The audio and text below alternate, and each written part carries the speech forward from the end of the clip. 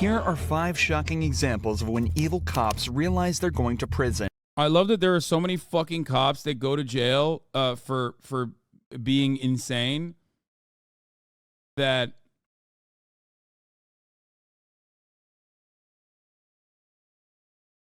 they literally, that we haven't even stumbled upon like the same stories being told again. Starting out with Detective Michael Neely, who was found in a hotel room sitting on top of his police chief's dead body. Mike and his chief Johnny Miller were away for a conference, and one night the two went out looking for a couple of drinks. But after a long night of drinking, Mike woke up in police custody and was immediately taken to the very same room he'd been interrogating suspects in for the last 10 years. But this time, it wasn't him asking the questions. So tell me, Mike, you guys flew out of Tulsa? Yeah, they were having a brotherly tussle. And we've seen the Steph one too. The Steph one was a JCS one. Oklahoma City. Okay. And to Pensacola. Yep. Was it a direct flight? Nope. Where'd you guys? They were just wrestling. All right, and then from there, got to the hotel. That's it. Mike is keeping all his answers short, which is a good idea in this situation. But it's up for debate whether it's because he knows it's the best move or just because he's still extremely hungover. Any problems or anything going on in the crowd? Just normal dinner or what? Just normal. Any drinks there or just dining with? A couple beers. Was it a early dinner, late dinner, or what? Pretty early. It was I don't think it was dark yet. Tell me what you guys did once you got back to the hotel. That's about it. Just watched football game. That was a Dallas game starting. Mike said the night consisted of a football game and a couple beers, but in reality, things went much further than that. Tests reveal that both men's blood alcohol levels were around or above 0.3. To put that in perspective, a level of 0.4 is widely considered to be a fatal dose, and 0.3... Bro, these guys, you can't help but respect it, okay? These guys are doing new things in the field of blood alcohol content, okay? Like these guys are, they're pumping 0.3 on a minimum. Every cop video we watch, they're teetering along the edges of alcohol poisoning that leads you to death from respiratory failure. What's going on? These fucking piglets, man. I feel like we're learning a new thing about cop phrenology that we did not know before, which is that cops, on top of having, thumb-like skulls and yada yada, they also have this unique ability to just like withstand blood alcohol levels that the average person would die under. It will likely result in alcohol poisoning, a condition that can lead to death and loss of consciousness. Either way, both men will have been completely out of control of their own emotions and actions, likely leading to the horrifying events that occurred that night. Do you remember hotel staff or a hotel employee coming up and telling you guys to keep it down? I don't remember that. So what is the last thing you remember as far as that evening until the football game? I mean, I know you're asking me questions, but can I ask you a question? Absolutely. Okay, homicide. Who is dead? Dead. Dead. Yes, sir. I guess I probably don't have anything else to say then. I've got nothing to say to you. Mike was in. Oh my God! No wonder why they're so afraid of fentanyl, dude. Awfully suspicious that they're afraid of fentanyl because like they have so much blood alcohol. Like, they have so much alcohol. Awfully suspicious. They don't want to be around lighters either because they're afraid that they're just going to engulf in flame. Just like can't be around lighters and can't be around fentanyl, okay? I'm not trying to die. That's why, bro, that's why they get panic attacks? Yeah. I got panic attack. I'm around fentanyl and I'm drunk as a skunk right now, brother. I'll fucking die. Feared from alive. Initially told he was brought in for a homicide investigation, but only now told that it's his police chief Miller who died. Remember, Mike was so drunk last night that he almost certainly doesn't remember a thing. So knowing how bad his current position is, he decides to invoke his right to silence, telling the cops that he's got nothing else to say. But these are trained detectives, and they're about to put all their years of experience to work. Michael, you've been charged with second-degree murder. Okay. I had no idea what I was being charged with. Yeah, you're being charged with second-degree murder, and you're fixing to be booked in the Escambia County Jail with no bond. And we've already notified your wife. Okay. And The victim, Yes. I'm assuming. yes. Okay. You have any questions for us? I mean, I've got 1,000 of them, but I mean, really doesn't make it. Well, I mean, sure it does. I mean, if you want to talk, we'll sit here and listen to you talk. I mean, we'd love Kind of fucked up that they wouldn't blur my man's feet, but they blurred his knees. I don't know what's going on to there. know what the heck happened. But I mean, that's up to you. I mean, we'll answer your questions, in return. So, I would love to know what happened to, well, I mean, do you want to continue to talk to us? If you do, then I mean, we'll tell you what happened. I mean, I would love, I would like to know what happened, because I'm telling you, I don't have any memory of any of this shit, and I'm shocked. Do you want to continue talking to us? Yeah, I mean, I'll continue to talk. I'd like to know what happened. The detectives use two techniques here to persuade Mike into staying with them. First, they're reminded of the position he's in, almost threatening him with the punishments he's immediately facing. Then they ask if he has any questions for them. Obviously, given that they know Mike has no recollection of the previous night's events, he'll be scrambling to figure out what happened and if there's any way out of it for him. Imagine you woke up in a jail cell being told you're going to prison for killing your boss while blackout drunk. You do everything you could to piece together that night's events. Mike is now starting to realize that's his only option. Watch how his demeanor changes as he starts to almost join in his own investigation. I'm trying to get you to figure out what's the last thing you remember. Mm-hmm. And if the last thing you remember was watching football, do you remember drinking? Yeah. Okay. Were you drinking the vodka? Yeah, I drank some vodka. Okay. So, Mm-hmm. well, the first call came a little bit after 6, I believe. One of the guys that was in the room next to you didn't say you guys were arguing, just being loud, just laughing, yelling, probably. So the next noise complaint came out about 9 minutes till 10. This time he can't get anybody to come to the door. All he hears, he's knocking.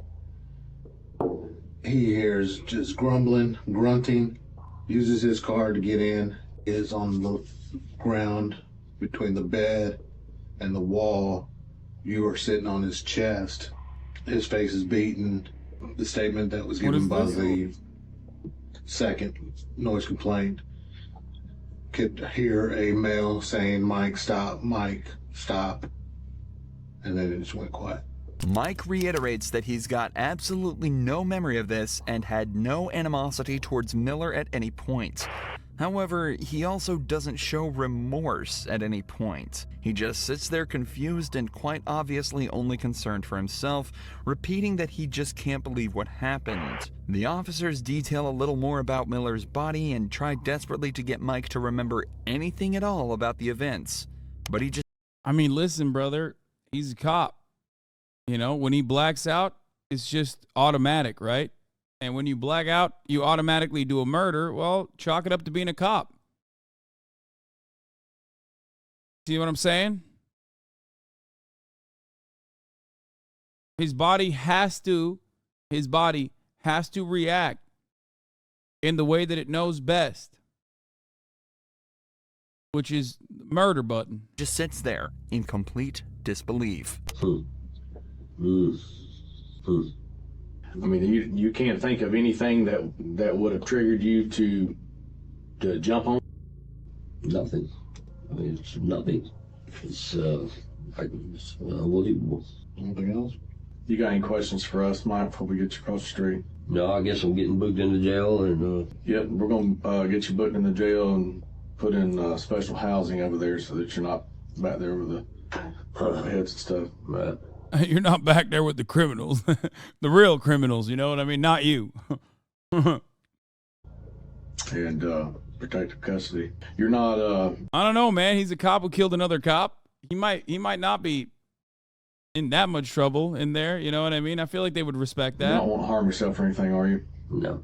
Michael Neely was indeed booked into jail and subsequently sentenced to life in prison on account of second-degree murder. But Michael took all this news surprisingly well. He just sat there and accepted his life was basically over, in complete contrast to the corrupt tactics of this police captain. Captain James French was caught drinking and driving and followed home by an officer.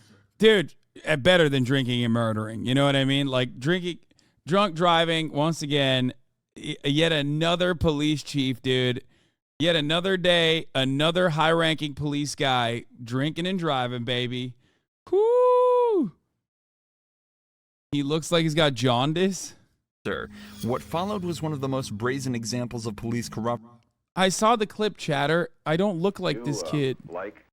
I don't feel any rejection towards him. I used to be. How do I look like him? Like, are you okay? You think I look like this kid? It's insane. You keep spamming it. I looked at it on the other screen and I was like, I'm not going to embarrass you. But, like, I don't think I look like that kid. Option ever caught on camera. Stay in your vehicle. Back in your car. I see it. Oh, Drunk? my God. No, I'm the captain. Huh? Drunk. I know. I'm the captain. That's funny. Are you drunk? No, I'm the captain. A what? Captain. Of what? The big. Don't reach in your pocket. Get back in your car. Have a seat. I will. I'm not. You been drinking tonight? I just got a ride. You been drinking tonight, sir? I'm a captain on the police department. What police department? Oklahoma City. What division? Investigations. How much we had to drink tonight? He said, turn the camera off. Yo, he is zooted. Yeah. Fun fact, cameras can't pick up that frequency of whisper. This must be a different camera. Or my man is so drunk he thought that would work. Probably the second thing. I assume it was the second thing. But awesome. Come on, just turn the camera off. Tonight, sir.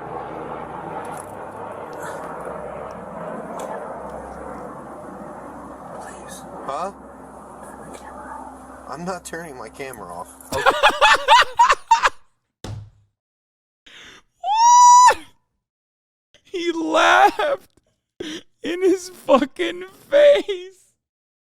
I'm not turning my camera off.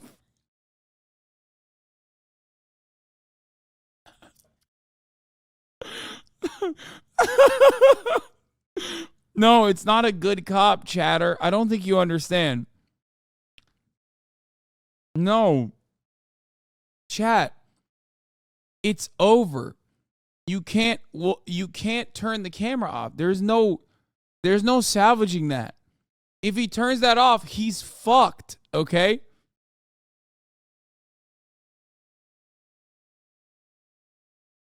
If he knew ahead of time that this was like a captain, like a police captain, maybe he wouldn't have approached it like this, but even then you have dashboard footage.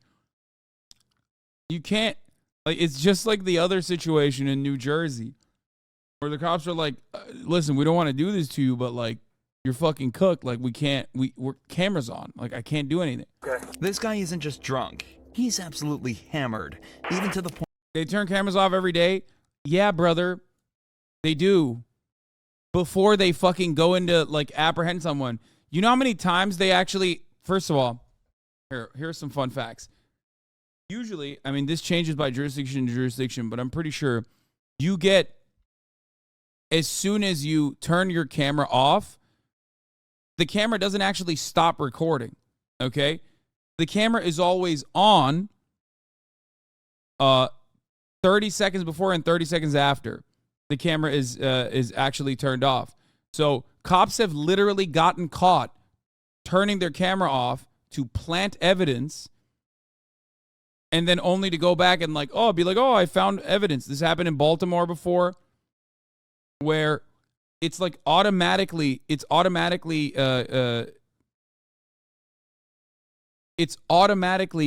recording with a delay.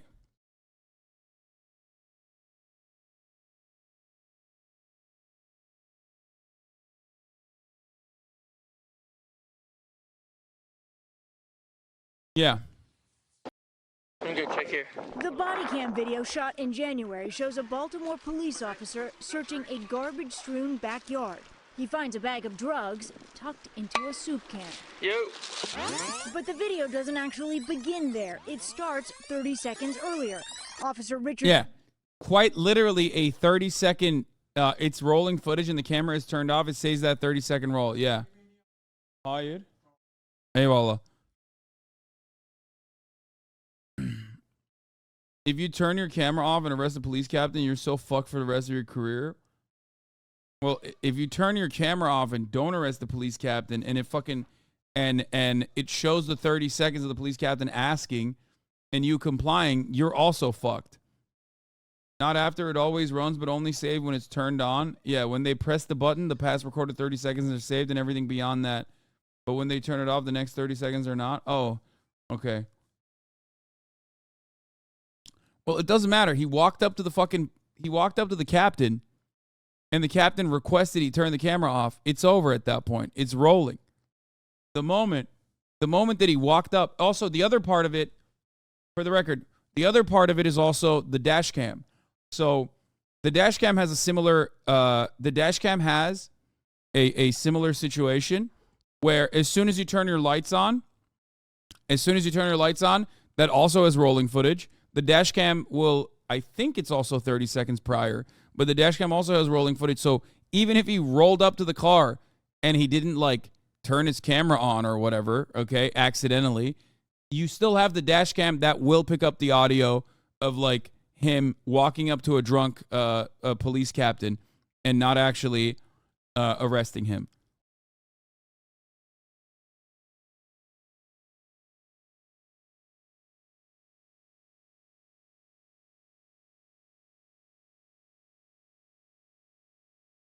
$30 more minutes. See y'all in a few hours for OK Nud. What? Point where he thinks the camera can't hear him whispering. But despite the captain's pleas, the officer refuses to turn off his camera and continues with the investigation. Go ahead and step out of the vehicle. You gotta be kidding me. How much we drink tonight, sir? I was at a poker game. Uh-huh. Because you're swerving all over me when you turn on. Yeah, there you go. That means that he was following him. He was swerving all over, which means that the fucking dash cam footage would reflect that, which means that if he walked over there with his camera off and then didn't end up arresting him, like, that would be pretty suspicious. Signal. I'm sorry. How much you drink at your poker game? Not much. Not much? How much is not much? I don't know. Beer? Liquor? Yeah. How Beer. many beers? 3 or 4. 3 or 4? How long ago was that? It's been going on a while. How long ago did you drink your last beer, sir? What time is it now? It's 0140. Midnight. You think you should drive it? No, but I came from 4 blocks. Your mom lives here. I live here. You live here. Yes. Come over to the rear of your vehicle. Okay. You got any weapons or anything on you? I do not, sir. Those must have been a strong few beers, as not only was he stumbling over his words, but apparently also swerving across both lanes on his way home. The captain is then searched and told to stand in the open where he's tested on his balance and sobriety. Hands down by your side, please. Look straight ahead. You see 15-minute cities would have saved him. Drove 4 blocks at a walking. Yeah, that's nuts. I mean, he's probably exaggerating. He's probably lying. He probably drove longer than 4 blocks. But if it's 4 blocks, that's offensive, okay? you tip my pin, sir? I do. I want you to follow tip my pin without moving your head, okay? Come over here where it's a little bit more level. I'm going to demonstrate for you first. While I'm demonstrating, I want you to stand with your feet together, hands down by your side, just like this. All right, sir? What's your name? Matt French. Matt French. Mr. French, stand just like that for me. When I tell you to begin, okay, I'm just going to demonstrate for you first. I want you to pick a foot of your choosing. It doesn't matter if it's your left or your right foot. I'm familiar. And I want you to lift it approximately 6 inches off the ground. And while you look at your toe, I want you to count by 1,000s, 1001, 1002, 1003, 1004, 1005, so on and so forth until I tell you to stop. At any point in time you lose your balance or your foot touches the ground, just go ahead and pick your foot back up and continue to count, okay? Do you understand these instructions I've explained to you, Mr. French? You may begin. 1,000. Ooh. Oh. Keep Sir, going. can you turn that off? I cannot, sir. Please. I know you're aware of our body cam policy. You know I cannot turn off this body I cam. do, but I'd like to talk to you. I can't do that, sir. Please. Are you going to do the test or not? Will you please talk to me? I'll talk to you once we're You done. can turn it off, you can turn it on. I can turn it off once I'm done with my investigation, sir. Okay. I'm a captain on this police department. I understand that, sir. I get I am that. a sergeant on this police officer, and I I've am taken not- an oath to uphold the law. I don't am show not- favoritism to anyone, regardless. Okay, maybe this guy is a bit of a fucking good cop, I guess. Well, not good cop, but like he's a rule follower, okay? Because the other guys were like way more apologetic. This is some RoboCop shit right here. I don't care if you're a gangbanger or the president. I want you guys to also understand something. We're talking about Oklahoma police departments here, okay? These guys are like, these guys have serially done child endangerment and child sexual assault and sexual assault of women older than the age of 18. So, like a couple years prior, was it Oklahoma City Police Department where they basically had to fucking fire like 20 cops or some shit? Let me see if I can find it.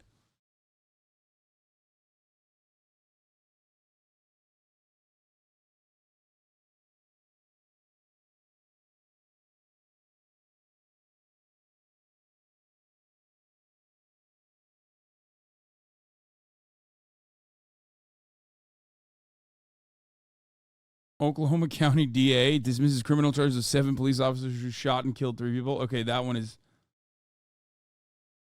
not what I'm talking about. What was it? It was around the Daniel Holtzclaw situation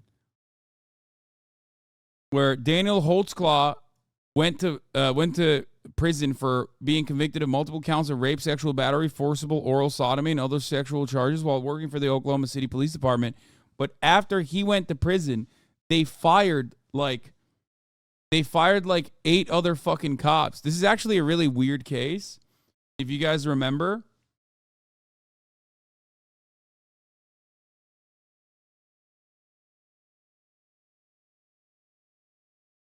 Holtzclaw was in Oklahoma. Yeah, I know. I know. It was a very weird case because it was a very weird case because Daniel Holtzclaw's situation was like not as open and shut. And then there were a lot of other fucking cops. There were a lot of other cops that actually, what do you call it? That had actually also been fired later down. A couple years later. Like it almost seemed like it was a fall guy or something. Yeah, there was a bunch of victims, and some of the victims described very different people than Daniel, and yet they clapped them. They clapped him for all of the victims.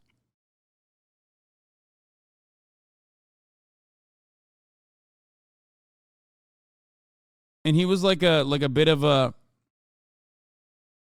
interesting case because he was like, what do you call it? He was a really interesting case specifically because conservative columnist Michelle Malkin has written about the case and has repeatedly argued she believes Holtzclaw is innocent, arguing that the forensic evidence backs his claims and the story he provided, not the accuser's versions, and that the investigators chose not to perform several tests she categorized as routine, or characterized as routine. Malkin debuted her first and second episodes. Jason Flom, a founding board member of the Innocence Project, dedicated an episode of a wrongful conviction podcast that is interviews with Holtzclaw, his sister, and a biologist who claims to have detected errors in the prosecution of the case. Like, he could have been the fall guy for, like, basically a rape ring inside of the Oklahoma City Police Department. Like, that's what it felt like a little bit.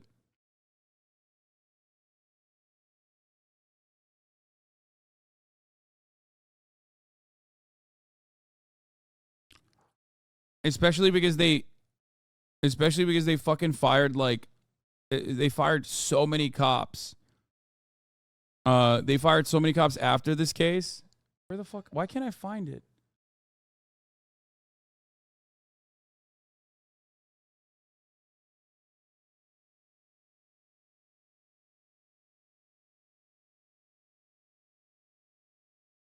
Not charged, but fired.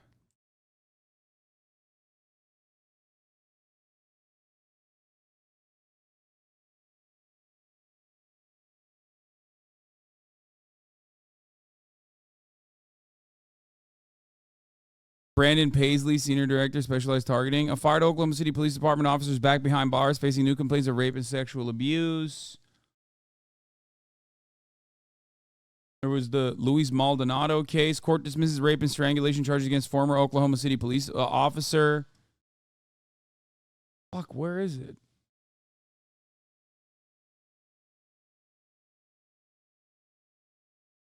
It's a really weird... Oh, here. This is what I was looking for. Hundreds of officers lose licenses over sex misconduct. I think this is the one, right? Flashing lights pierced the black of the night, and big white letters made it clear it was the police. The woman pulled over was a daycare worker in her 50s. She would later tell a judge she splayed outside of a patrol car for pat down, made her lift her shirt to prove she wasn't hiding anything, then pulled down her pants, and the officer still wasn't convinced. Shone his flashlight between her legs. In a year-long investigation of sexual misconduct by U.S. law enforcement, the Associated Press uncovered about 1,000 officers who lost their badges in a 6-year period for rape, sodomy, and other sexual assault. Sex crimes that included possessions of child pornography or sexual misconduct, such as propositioning citizens or having consensual but prohibited on-duty intercourse.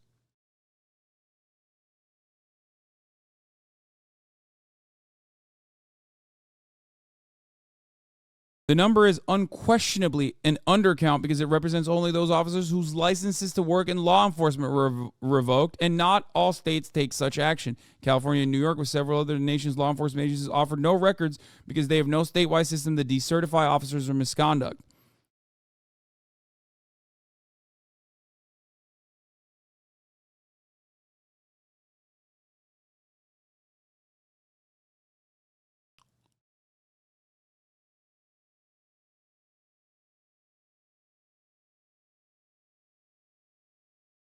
One of the 13 women who say they were victimized by officer, former college football standout named Daniel Holtzclaw. The fire cop 28 has pleaded not guilty to the host of charges. But there were 100 other Oklahoma cops, 100 other Oklahoma City Police Department cops that were literally, what the fuck they mentioned his high school football for? Because he was like a, how do I describe it? He's like in great shape. Like they presented this as like a story that was unique. They presented this as a story that, because he was like unique for law enforcement at the time, that he was like an all-American boy. That's the way, the hometown hero, right? And the thing is, like, it felt like he probably participated in a string of like sexual assault, just like every other fucking cop did. But then they hammered him with every charge they could, specifically to like nip it in the bud. You know what I mean? Like it almost felt like it was like a young guy on the force. So they were like, look, this is the one guy that did it, the one bad cop. Does that make sense?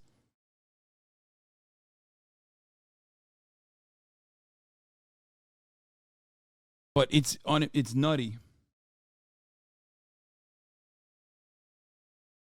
In the United States. Sir, I'm not asking you for that. If I was to treat you differently than I was to treat like some Southside loco or some pedo, how's that look on me? Okay, I'm not asking you for that. Because I wouldn't do that for any of them. Even as the captain begs him to turn his camera off and just talk, the officer stands his ground and states that he has to treat everyone the same or his job and livelihood could be at risk. He's showing a fantastic amount of integrity that unfortunately we don't get to see too often, likely due to people like this trying to pull rank. They then continue with the third and final test, involving simply walking heel to toe for 10 steps. Alright, anytime you're ready, you may begin. 1, 2, 3, 4, 5, 6, 7, 8, 9.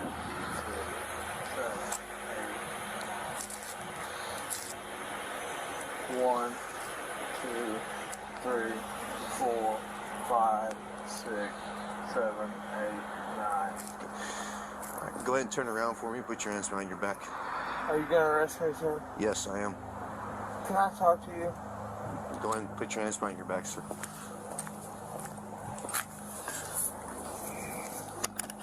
Now that the investigation is concluded and the perp is placed under arrest, the officer turns off his camera and returns the captain to the police department.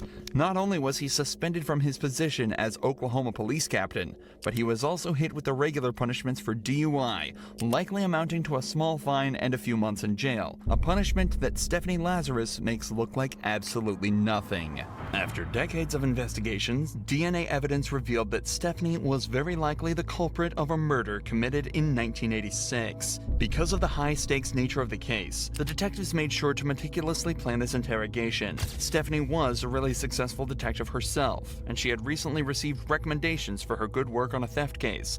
So the detectives used this, and brought her in under the guise that they needed help with a case. I don't want to talk about this in the squadron because I don't know who people are listening. And if we go to my side, everybody's always wondering what everybody else is doing. Okay? An interrogation room is a strange place for such a conversation to take place, so to put her mind at ease, detectives told her this was the place they'd least be likely to be overheard, as the case details were strictly confidential. Sherry Rasmussen's body had been found at her home after being shot 3 times. At the time, police suspected the murder was a result of a burglary gone wrong, but the case went cold when they couldn't identify the suspect. However, 23 years later, when revisiting the case, detectives found evidence that led them towards Stephanie, a girl who had been trapped in a love triangle. You want me to skip this one because we already saw it? Oklahoma City police fired 44 officers for sexual misconduct. This represents 3.5% of their entire force of 1,235 officers. No, don't skip. With Okay. Sherry and her husband, John Rutten. So the detectives decided to bring up John's name to see how she'd react. Were you guys friends, close friends? Yeah, we're very close friends. Yeah? I mean, what's this all about? It's a case we're working on and it involves John, and in there's notes and stuff that he knew you and stuff. Oh, yeah. I mean, we were good friends. Lived in the dorms for 2 years. Was there ever any relationship or anything that developed between you guys? Yeah, I mean, we dated. You know, I mean, what's this all about? Well, it's relating to his wife. Both the detectives and Stephanie have tried to seem as friendly and relaxed as possible around each other, but Stephanie is obviously starting to get very anxious at this point. Even though the detectives gave a somewhat believable excuse. This might literally be the first JCS I ever reacted to, actually. This one was on JCS. I think this literally might be the first ever JCS I reacted to. She is now in an interrogation room faced by 2 detectives being questioned about a girl she supposedly murdered 20 years earlier. Banger. Her breathing has become faster and her language is defensive, and her movements have become more erratic. And you're right. I mean, if you guys are claiming that I'm a suspect, then, you know, I got a problem with, with that. Okay. Okay? So, you know, if you're doing this as an interrogation, you're saying, hey, I'm a suspect. Well, now I got a problem. Her eyes. Now you're accusing me of this? Is that what you're saying? Obviously, you know about all the DNA stuff and things of the nature that, you know, gets done on cases nowadays. You know, if we asked you for a DNA swab, would you be willing to give us one? Maybe. Because now I'm thinking I probably need to talk to a lawyer. Stephanie chooses to provide DNA evidence, hoping her willingness to help out would ultimately prove her innocence. But, unfortunately for her, just 5 minutes later, the detectives decide they've heard enough and put her in cuffs. Months later, after a long and arduous trial, a decision was made by the jury. We, the jury, in the above entitled action, find the defendant, Stephanie Eileen Lazarus, guilty of the crime of murder of Sherry Rasmussen. We further find the murder was of the first degree. Stephanie was sentenced to 27 years in prison after being hit with a single felony charge of first-degree murder. But to this next cop, Jalen Fleer, a single felony charge looks like child's play. Oh! I remember this one too.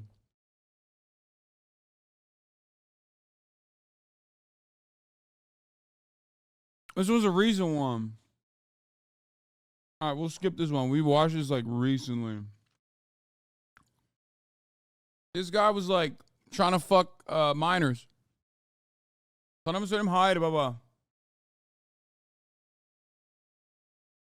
Yeah, look. Children under the age of 14, pandering children under 16, and engaging in the child under the age of 16. A few months later, he was sentenced to 12 years in prison, a fraction of the amount.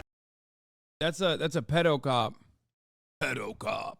Like RoboCop, but Grant Hardin received after a murder investigation led to the shocking discovery of a crime committed over a decade earlier. Grant has been apprehended on suspicion of murder, but the secret he was hiding would end up making him so desperate, he would try everything he possibly could to escape. On the 23rd of February, James Appleton had pulled into a parking lot on Ganridge Road to take a phone call with his brother-in-law. Suddenly, a loud banging sound was heard over the phone, and the line went dead. A passerby had spotted a white Chevrolet Malibu parked behind James's car that immediately sped away after the loud noise. When the passerby went to check on James, he was lying dead at the wheel. He said rogue build. Lock picking +1. My man, he's like, you have to try the door. Okay? You got to do it to him. You know what I mean? Hey, listen. It's a freebie. If it's open, it's a freebie. They have to let you go. Cop rules. Gunshot wound to the head. Gateway, Arkansas is a small town of 400 people, so the owner of the Chevy was quickly determined to be Grant Hardin, a 50-year-old police officer who had lived in this town his whole life. Later that night, Grant's vehicle was stopped at a police roadblock after taking his family out for dinner, and he was quickly brought in for questioning. But unfortunately for everyone involved, Grant's experience in law enforcement would prove to make this interrogation one of the most excruciating and difficult that Arkansas police had ever had to deal with. I'm Detective Chamberlain. I know we haven't met. James Chamberlain. Okay.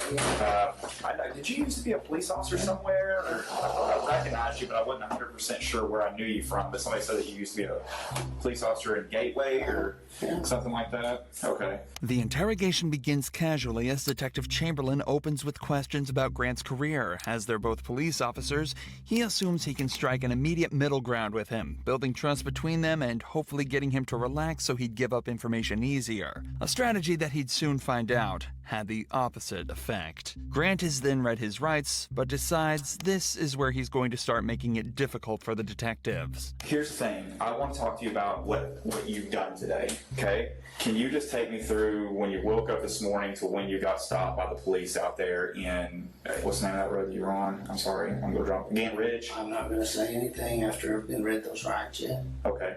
Well, I don't know what's going on. I am kind of sickly to what I'm here for and things. Up until this point, Grant hasn't been told what he's been brought in for, and states that he's feeling sickly, given the circumstances he's been put into.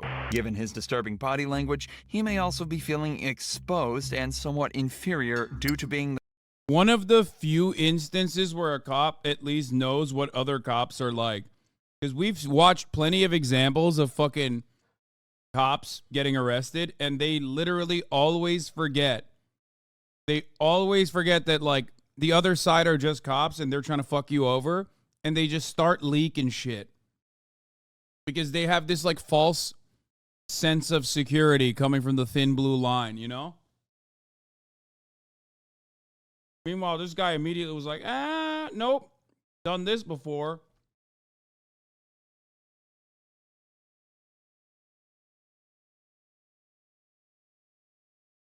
Not falling for that one. I know what this is called. What is it called? A Minerva rider or whatever? You read me my Minervas? Let me tell you, you read that Minerva to me, boy, I ain't telling you shit. Boy. Marinara rides, don't tell me nothing. Once you give me that marinara, I ain't speaking. The suspect of a case instead of the detective for the first time in his life. So you don't want to explain what you've done today? Did you? Is there a reason behind that? What was the first thing said? I have the right to remain silent. Okay. So you're telling me that you don't want to talk to me right now? Okay, cool. Hang tight right here for just a few minutes, okay? As is normal in a case like this, the detectives leave the room for a few minutes to talk about how they're going to handle the interview. And not only does it give them time to formulate their approach, but it also gives the suspects time alone to worry about what could be going on and form anxiety regarding their situation. At the same time, though, it may also give the suspect a moment to collect their thoughts and generate their own story and approach to the interview, putting the detectives on the back foot instead. By the way, I'm Detective Cordier. I think we've met once before. Probably so. Yeah. Okay, so I don't know if I scared you at the beginning or what, but that's why I was trying to, and I can't, you see the position that I'm in. I can't tell you why you're here, but at the same time, I need to rule you out into something. Does that make sense? When the detectives re-enter the room, they try an obviously different approach, this time attempting to set Grant at ease, stating that they just need to clear him from any wrongdoing, and then he's free to go on his way. Many people would, at least subconsciously, be inclined to open up a little more in an attempt to get out of there as soon as possible. But Grant has other ideas. Would you be willing to talk to me about your day, knowing that I need to rule you out of something, or like I'm just, if you didn't do anything wrong today, you have nothing to worry about? Yes, I would have liked to, but before the rights were read, so okay, not knowing what's going on. Yeah, and you understand as a detective, we read those rights to everybody who comes in here. It's not just you.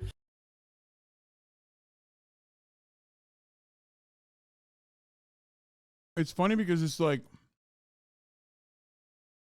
they low-key can still, I'm pretty sure, get around that. At least now they can.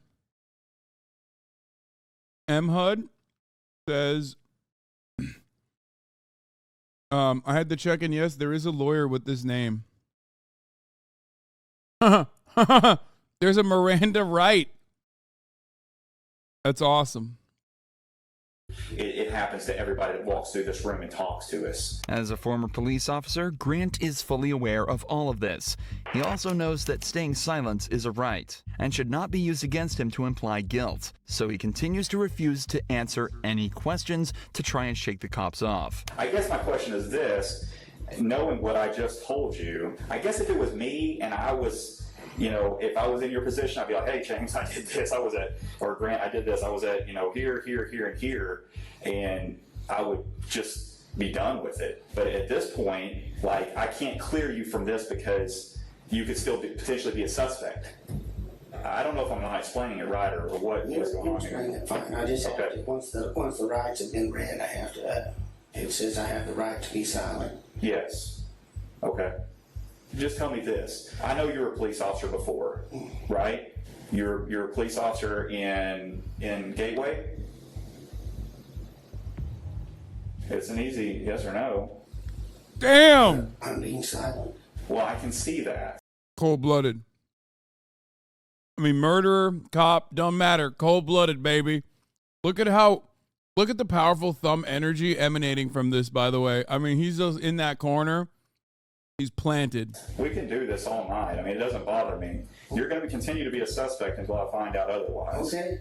Unfortunately for the detectives, Grant is exercising perfect form within this interrogation. Refusing to talk greatly hinders the investigation as a whole and completely prevents the detectives from making progress, all while being completely legal. This is why Detective Chamberlain is starting to appear visibly annoyed and decides to take a break from the interrogation, as letting emotions take control in an investigation like this can be extremely dangerous for the detectives. But, once again, this time alone can also give the suspects the chance to come up with a plan. What a plan that is, dude. Ah! The perfect escape. They'll never suspect this.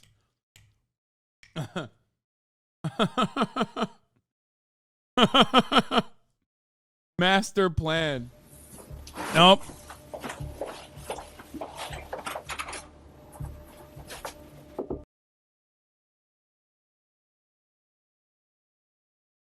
There ain't no fucking way he did that.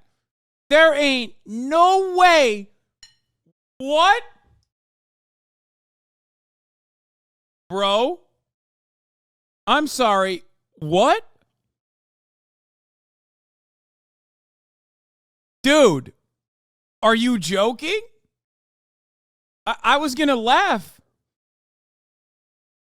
I was just making fun of him for trying. Turns out it's a fucking brilliant move. Bro, we're gonna run that back.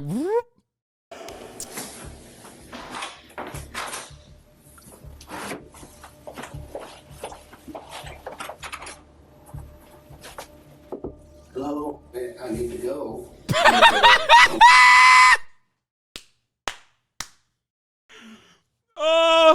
Oh, the second door. Never mind. Okay, persuasion check. Persuasion check. Let's see. Or get ready for work in a little bit. Okay, we'll just have a seat and I'll get it for you. Okay. Okay. All right, thank you. Hey. Wait, what?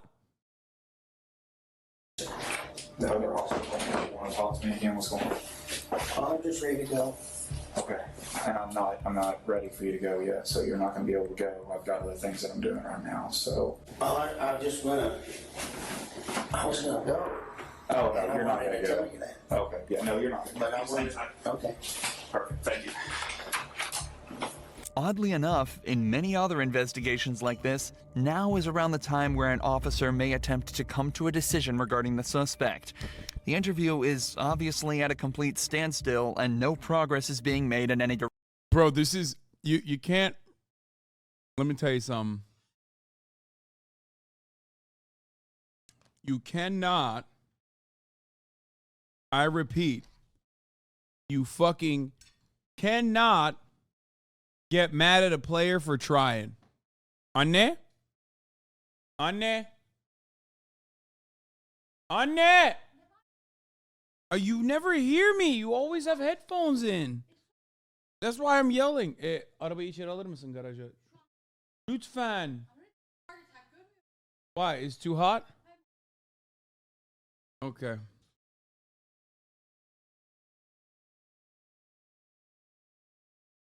She said, why are you yelling? I'm like, well, you have your headphones in. How you can't hear me?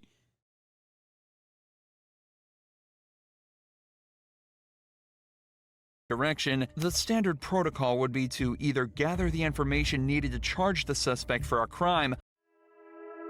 Been holding your hand for so long now, thinking about, is this haunting me? I wanna know why. Can't the light shine right on us, you and me? Time passing by, although I'm always alone. By myself, I'm still feeling the sky and the way you shine. The sky is blue, you give me the kind of vibes I always need to come through it, need to come through it. Honestly, I only wanna fly away. Or release them based on a lack of evidence. But whether the detective thinks he can extract more information or if it was an ego-based decision, Grant is told to stay and continue the interrogation. The police then try to take some time to piece together more of the story, talking to witnesses to try and place Grant at the scene of the crime. Despite his silence being perfectly legal and acceptable, it greatly increases the detective's suspicion towards him. Suspicion that's only heightened when Grant's wife says that his only alibi was that she thought he was spreading grass seeds at the time of James's death. All signs point towards Grant, and Detective Chamberlain goes back in for round 3. Detective Cordero is talking to your wife right now. I talked to her a little bit. So I've kind of got a timeline of where you were and where you weren't today. We all know what happened, okay? I'm not trying to get you in any trouble. I'm not trying to get her in any trouble. You've got a little daughter, 16, who needs her parents, okay? I don't know if you've had a problem with this guy for a while, and this was an accident, or you maliciously chased him down, or what happened. But if I don't get your side of the story, I won't ever know. We're writing a book. You got chapter 1. You got chapter 2 and chapter 3. Chapter 1 is what happened today, what started out today, how your day started. Chapter 2 is what led up to the incident. And chapter 3 is you telling me about what happened to lead you up to that. I know you went to eat, out tonight. I know what you said at dinner. I know that you went to Lowe's afterwards. I know everything, but I don't know what caused the incident. And if I don't know that, I've got to assume the worst. I'll let you think about it. I'll give you one more chance here in a few minutes, and I'm not going to talk to you anymore. I'm telling you that. Well, what happened? I know, you know. We have witnesses that put you there. They physically ID'd you. The 2 cars that drove by. Look, man, I just want to know why it happened. I'm going to sleep good tonight. Dude, he is so bad. God. First of all, when you're talking to a cop, okay, he knows that you can lie. Like, he knows that. He probably has lied before in the interrogation room. So if you don't fucking bring up exactly like I know he can't bring up all the evidence, but like, I feel like this is going to be a speech fail. You know what I mean?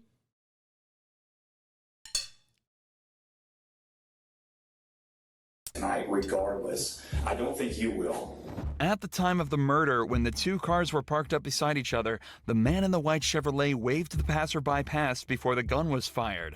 As they passed, they were able to get a good look at the driver. And unfortunately for Grant, it was Andrew Tillman, another resident of the small town who had known him since he was a child, and was hence able to undoubtedly place him at the scene of the crime as the gun went off. Both Grant and Chamberlain know without a doubt what happened to James, but Grant also knows that his only chance of escaping is to continue to remain silent and pray that they can't gather the evidence they need. The detectives are now forced to... Well, by the way, exercising your right to remain silent is so OP. Try almost anything they can think of to get movement out of Grant, starting with allowing him to see his wife and daughter in hopes that it will invoke some sort of emotional reaction within him and get him to talk. Your wife's about to leave. She wanted to give you a hug before she left. Are you good with that?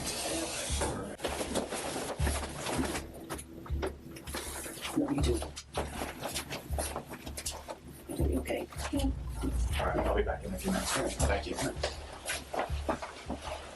Unfortunately, even this doesn't work. So instead, Detective Cordero decides to return alone with a more calm and sympathetic demeanor in a second attempt to build trust with Grant. Often, male suspects are more likely to build a subconscious connection with female detectives due to them often thinking that they're less threatening and more understanding.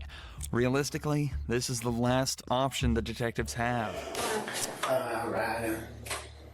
Get ready to think about laying down up on that desk. Yeah, it's a classic good cop, bad cop, dude. Also, another OP strat. This is the cops' only OP strat that they have. It's the chud technique, kind of like the top of the hour ad break technique, which comes at the top of every hour. It's deployed, whether you like it or not. However, there are things you can do to avoid the top of the hour ad break. That is, of course, subscribing for $5 or for free with the Twitch Prime. by connecting your Amazon Prime account to your Twitch account, where you get 1 free Prime subscription a month. There's also the getting a gifted sub technique that's also pretty powerful. Call Noroto version. Thank you for the 15 gifted subs, allowing 15 people to no longer see the ads at the top of the hour. 15 of you now know what that technique looks like. Here's the 3-minute ad break now. Yeah, I don't know if you'll be any more comfortable up there than what you are now. Can you help me understand how we got to this point? Miss Sue's YB, thank you for the 5 gifted. Man, I remember being on patrol and running into you one night. Help me out on a call, back me up. It was way back in, I guess almost 3 years now. Well, Two, yeah, something probably so. like that. Yeah, something like that. You guys are always good to help us, help me too. Yeah, absolutely. Brad, you were always right there, man. Cordero opens up with an anecdote about how Grant apparently backed her up on a case 3 years ago. Even though he doesn't necessarily remember it, this will give him the idea that Cordero will be even more sympathetic and helpful towards him as he's done her a favor in the past. It also allows them to continue reminiscing about their time on the force and the people they've worked with, further strengthening the subconscious bond Grant will be creating. I just don't understand how we got to this point. Yeah, me neither. You're willing to talk? Tell I'm me. just ready to go to bed. I don't blame you. Me too. Me too. And if we could do that, you just talk to me. Well, I just have to, since you read those rights, I have to do the right. Well, what's the difference? You know the difference. Regardless of something happened or not, and if it did, if it was an accident, well, tell me. Like, let me help me help you. Like, I want to know what I can do or what happened today to be able to explain it later. I don't know what happened today. I just need to. You know, people are gonna have questions. Your family. Well, I have questions. Well, exactly. So why can't we figure this out together? Cordero is making a conscious effort to use inclusive language, such as, "We will figure this out together." This and her open and expressive body language are both techniques she's using to make Grant feel more relaxed, and as though he's part of the solution, not the problem. She's also making every effort to be nice to Grant, in hopes that maybe he'll finally open up to her, or at least give her a way in. We can start from the very beginning. I mean, I know you probably slept in because you work nights. I work nights. Trust me, I worked nights for almost 4 years. I understand how that sleep schedule is. yeah, sleep's all So, messed up. did you sleep in today? Yeah, I bet you did. Because you got to work tonight, huh? Yeah. Yeah. Bro, this is not a rewatch. Shut up. It's not a rewatch. I don't think we've watched this before. I don't remember this. What time did you get up?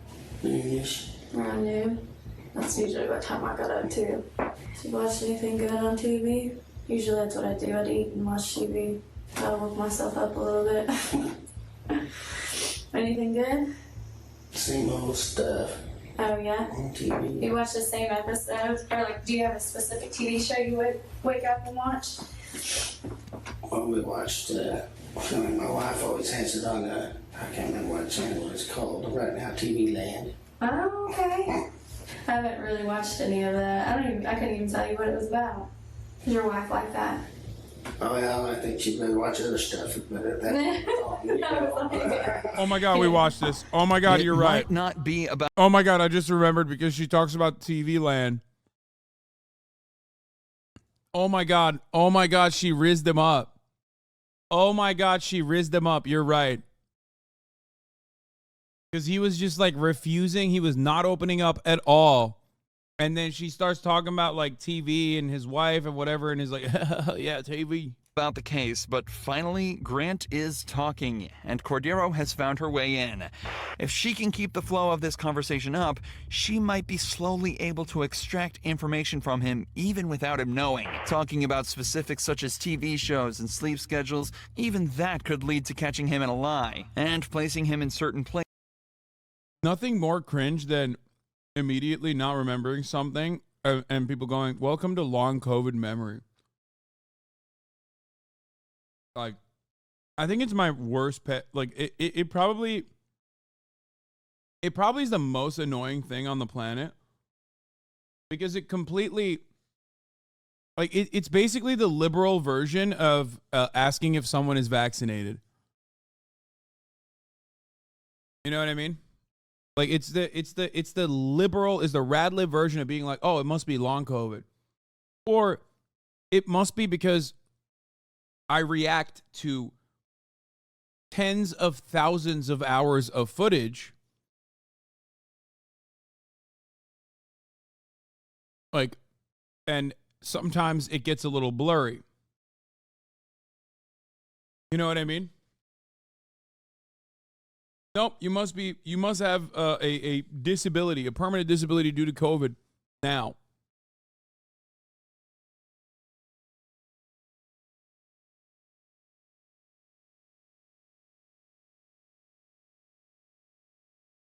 I don't remember you watching this, and I literally was watching when you did, so, like, you react so much, so many motherfuckers are, yeah.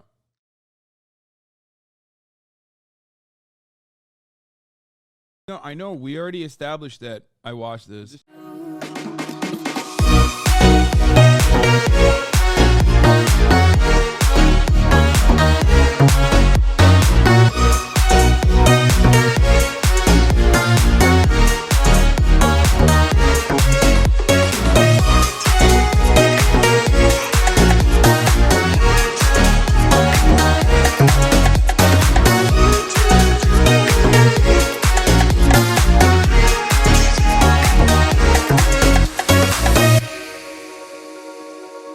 There's a darkness inside of me.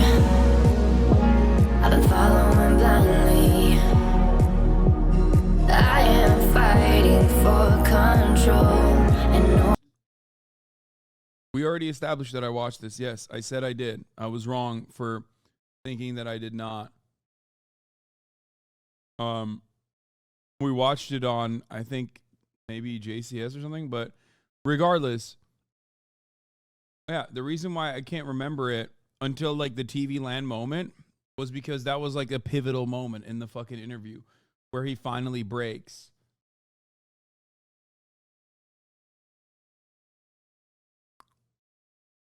But yeah, I do get really, I get triggered when people immediately are like, oh, you can't remember something? It mustn't be that you react to thousands of hours of footage all day, every fucking day.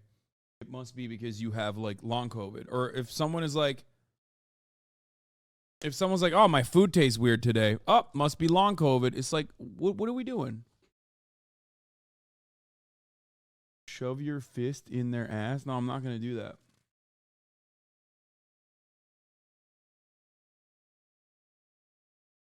Like, not everything is fucking long COVID, man. Okay? Places at certain times. But most importantly, she's building a connection with him and continuing to let him talk, which increases the chance that he either slips up or decides to make it easier on the detectives and answer a question. But predictably, as soon as Cordero started asking him to talk about the case again, he shut down once more, refusing to answer any more questions and staying silent. I think you have a lot to live for. Beautiful family, who I've had the privilege of talking to. The way I look at it is you're a man. Men face their mistakes and they own up to them. Mm-hmm. And they figure out what happened and figure out how to solve it and move on. Like I said, I'm honestly here to help you. I want you to understand that. I wouldn't spend my time in here with you if I didn't. And that something happened today that needs to be explained. Did you make a mistake did it. today? She spoke sweet nothings to him. Even after reminding him of his family, Grant doesn't move an inch. Again, realizing that his only chance of being let off is to not speak and hope they don't find anything. I like you. I like this fella that was a detective here. I don't care about any of that and stuff. And I just don't know how to I haven't had this happen before. Being brought in and interrogated for something. So I know you don't care, but I just don't know how to be silent. Sitting over here looking like a jerk. No, you're not. That honestly. He's like, I know how you are. I know how y'all are. I was one of you. You know, I had to be silent in here. You were far from that. You're very polite. Don't you know why you're here? I appreciate you guys, and I'm just gonna get a lawyer. Yeah, it's up to you. But You can either. obviously something's going on, and I need one. I just want to hear your side, but I want to get a lawyer. After hours of almost pointless back and forth, Grant finally asks for a lawyer, meaning that detectives can no longer question him, and concludes the interrogation. But this is far from where the story ends. Between this interrogation and the final court hearing, Grant and his lawyer both realized that there was simply no way he was going to be released scot-free. Not only was there a man at the scene of the crime who all but saw him pull the trigger, people were also starting to realize that he'd actually either been fired or resigned from 3 different police force jobs before becoming the chief of police in his hometown. So, on October 16th, 2017,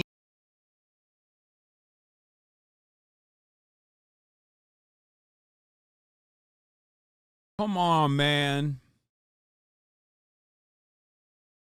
It takes this guy murdering somebody in fucking broad daylight for people to be like, wait a minute, let's check his LinkedIn real quick. Oh, shit. I fucking told you, man. It has nothing to do with what he did on the job. He was destined to be a police chief. You want to know why? You want to know why he was destined to be a fucking police chief, dude? Because of how much of a thumb he looks like. That's it. Thumbelina ass motherfucker, bro. That's it. Apparently he's free now? Wait, what? What is this? There's also information about video games?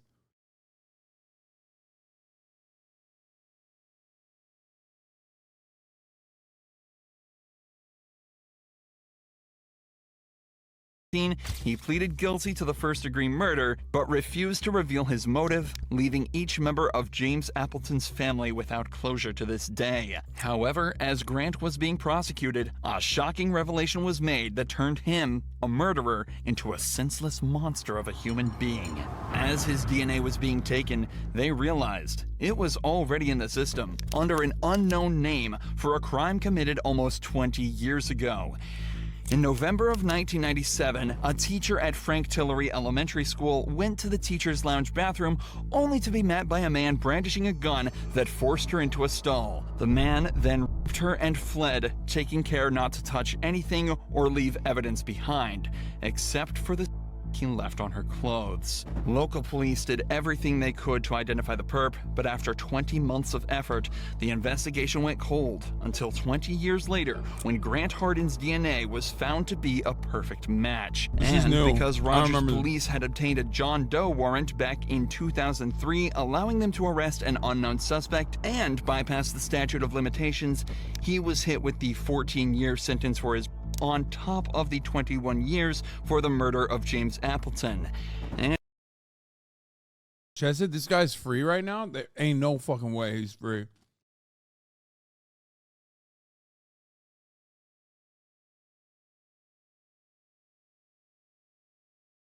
How's he free? And as such, Grant Hardin was sentenced to 35 years in prison, meaning that he'll likely live out the rest of his life behind. And he's 6 foot.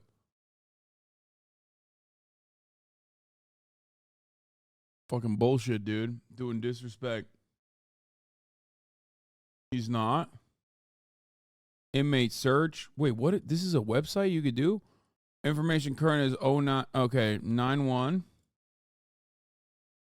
Oops. What the fuck am I doing? What are we clicking on here? What am I?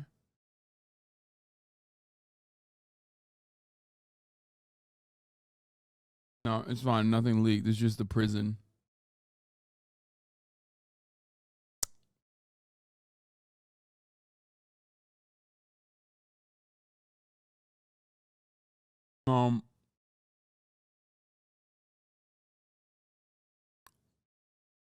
Okay.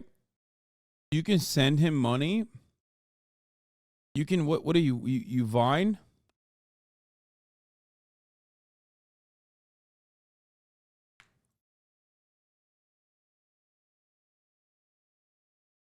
Yeah, he ain't getting out, boys.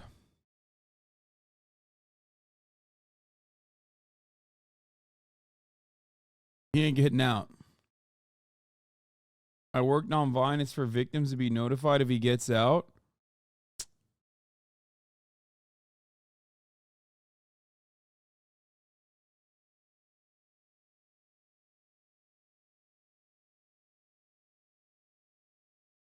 I don't want to send him money. This is the weirdest September ever. Feels bad, man.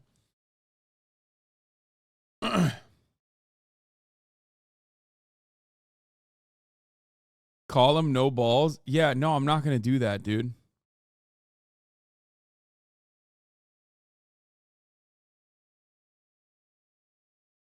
Victim information notification exchange? What do you mean?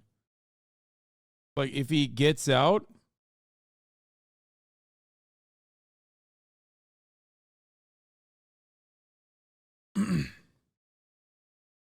Like if he runs out of prison?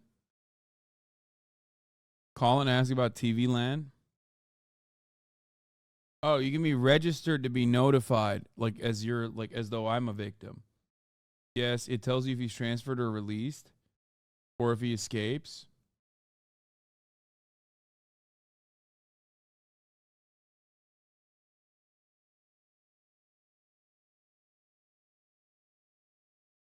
Is this the woman detective who was in the video? Benton County detective suspended after using emergency lights to get son on school bus?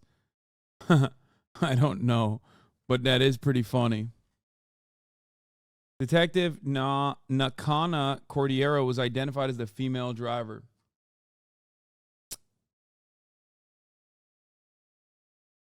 I mean, that's like a perfectly valid way to use your that's a perfectly valid way to use your lights, okay? Cops do that shit for way less, you know what I mean? Mostly for drunk driving. So I respect that. All right, we're going to get back to when contests go horribly wrong, and we're going to finish out this AM Glimpse video from yesterday where we talked about the Philippines causing riots with the Pepsi. Pepsi also lying to the American public by not offering a fucking Harrier to one beautiful, bold American who dared the dream. And last but not least, we're going to move on. I guess this portion is for Greenpeace. Sometimes inappropriate name getting voted as the winner.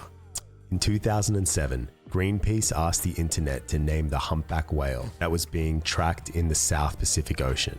The name, Mr. Splashy Pants, won by a landslide, earning 78% of the votes. In 2016, the UK's Natural Environment Research Council famously asked the internet to name its newest ship, resulting in Bodie McBoatface winning the popular vote. The ship ended up being named after Sir David Attenborough, but its smaller, remotely operated vessel was named Bodie McBoatface. In 2011, the city of Fort Wayne, Indiana, hosted an online vote to name a new government building, and the name of a real former mayor, Harry Balls, was a runaway favorite. Despite the fact that Mr. Balls was a respected mayor who served 4 terms in the 1930s and 50s, the city opted to name the building Citizen Square. Also in 2011, the city of Austin, Texas asked its citizens to rename its solid waste department. The majority of votes went to Fred Durst Society of the Humanities and Arts, after the frontman of the band Limp Bizkit. The city rejected this and decided to use the name that came in second place, Department of Neat and Clean. In 2000, You know what's funny? The reason why they didn't do that wasn't because they were Fred Durst fans. They were like, no, there's shit here. We're dealing with shit and sanitation and trash here. Limp Bizkit is significantly worse. He's like, you dare not besmirch the good name of trash by comparing it to Limp Bizkit.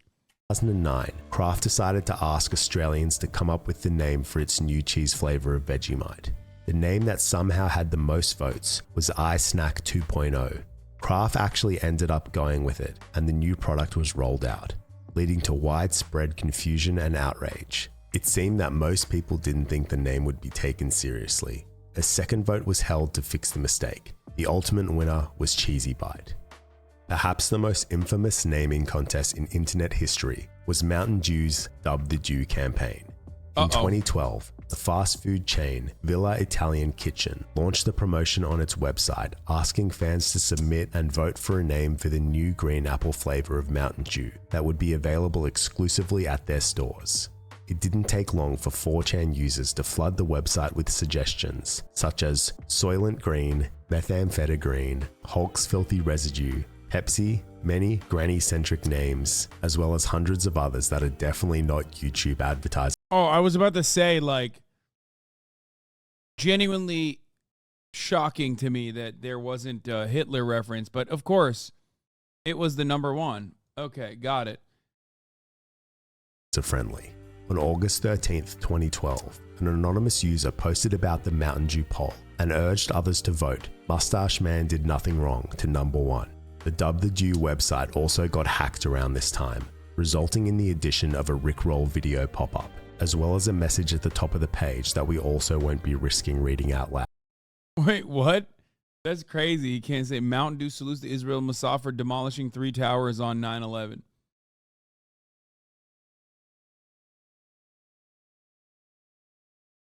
Holy fuck, Haas showing his inability to hear music again. Limp Bizkit slaps.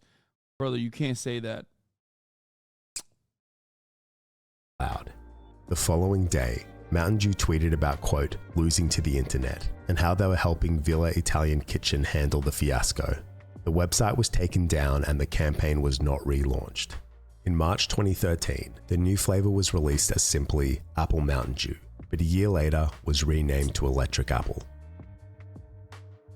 In March 2020, 32-year-old father of 3 Mohammed Shalahan eagerly called into Singapore radio station Gold 905 to play the celebrity name drop game, with the hopes of winning $10,000.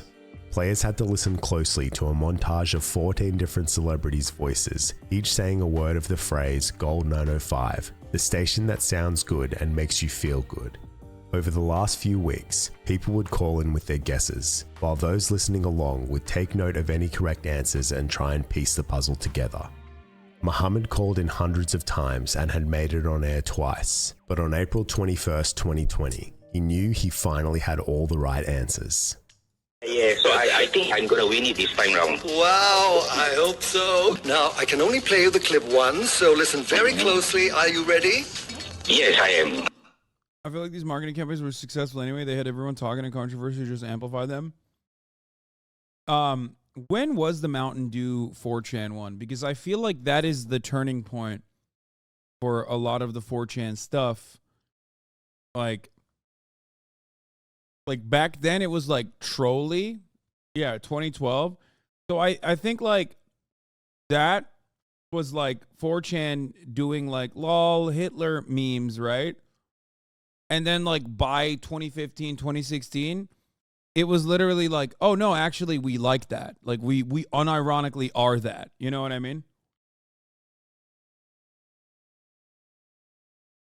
There's a point in the history of not even just 4chan, but like poll, where poll unironically and 4chan unironically across the board goes from like a bunch of, you know, neurodivergent kids hanging out online under the guise of anonymity, saying a bunch of unhinged shit.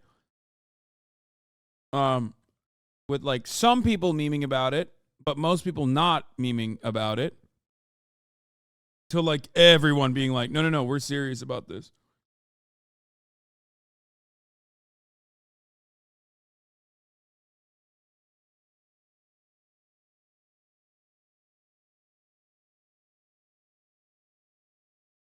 It's kind of wild when you think about it. It's kind of wild when you think about it because, like, 4chan is literally responsible for QAnon. 4chan lore is when My Little Pony took over 4chan in 2011, 2012. It splintered into MLP and Hitler Kids.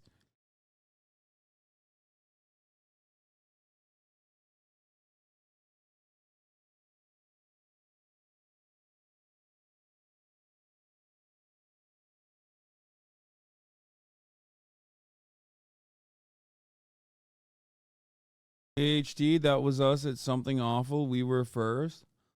4chan is also someone responsible for like multiple deaths. Oh yeah, for sure. I mean, they're responsible for a lot. I mean, it's not like one nerd, right? it's not one nerd that that caused any of this shit. But it is certainly a bunch of them that were able to take advantage of brigading. That's it. That's pretty much it. Brigading wasn't invented by 4chan or anything, but like brigading still